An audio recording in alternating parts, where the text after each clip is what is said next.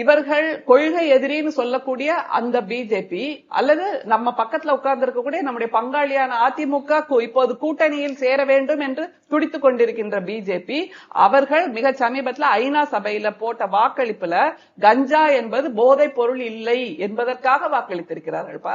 இல்ல இது கஞ்சாங்கிறது போதைப் பொருள் இல்லைன்னு நம்முடைய ஒன்றியம் வாக்களித்திருக்கிறது, இந்தியா வாக்களித்திருக்கிறது. அப்ப இனிமே நீங்க கஞ்சாவை ஒரு குற்றமா சொல்ல முடியாது. அப்படி சொல்லக்கூடிய திராணி உங்களுக்கு இருக்குன்னா நீங்க குரல் எழுப்பணும். கொள்கை எதிரின்னு சொல்றாருல்ல, இந்த கொள்கை தப்புன்னு சொல்லுங்க.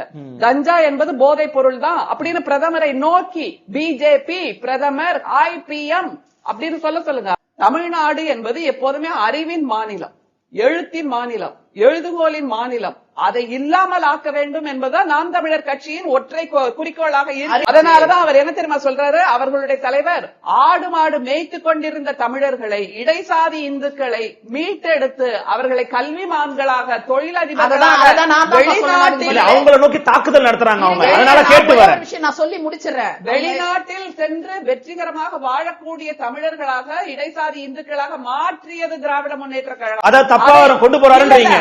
அதை மீண்டும் புதைகுழிக்குள் கொண்டு செல்லுவேன். அங்க இந்த வெற்றி பெறுகின்ற இளைஞர்களை, கல்வி கற்கின்ற இளைஞர்களை நான் இல்லாமல் ஆக்குவேன். அவர்களை திரும்பவும் ஆடு மாடு மேய்க்கத்தான் அனுப்ப போறேங்கிறதா அவர்களுடைய அஜெண்டாவா.